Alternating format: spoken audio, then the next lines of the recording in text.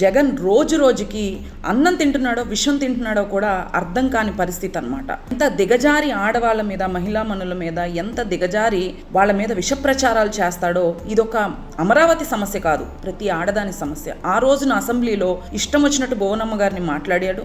అలాగే ఈ రోజు ప్రతిపక్షంలో ఉండి కూడా ఇంకా అమరావతిని మంచిగా చేసుకుంటారేమో, ఎక్కడ జరిగిపోద్దు అని చెప్పేసి కుట్ర రాజకీయాలు చేస్తూ నిజంగా వాళ్ళ సాక్షి టీవీలో ఈ రకంగా విష ప్రచారం చేయడం అనేది చాలా దారుణం అనమాట. ఆ కృష్ణంరాజు నోటికి నిజంగా వాళ్ళ ఇంట్లో ఆడవాళ్ళు ఉన్నారో, వాళ్ళు చూస్తారో చూడరో, మా ఇంట్లో కూడా ఆడబిడ్డలు ఉన్నారే అనే కనీస ఇంగిత జ్ఞానం లేకుండా నీచంగా, నీచాతి నీచంగా ఇలా మాట్లాడడం అనేది ఆయనకు అసలు తగని పని అనమాట. కొమ్మినేని ఆ రోజు లక్ష్మీపార్వతి గారు ఏదో మాట్లాడిందని, ఏదో అనిందని చెప్పేసి ఆ రోజు బీపీ తెచ్చుకొని ఇష్టానుసారంగా మీరు ఎలా మాట్లాడతారు, ఇంట్లో ఆడవాళ్ళు లేరా అంటా ఊగిపోయాడు కదా.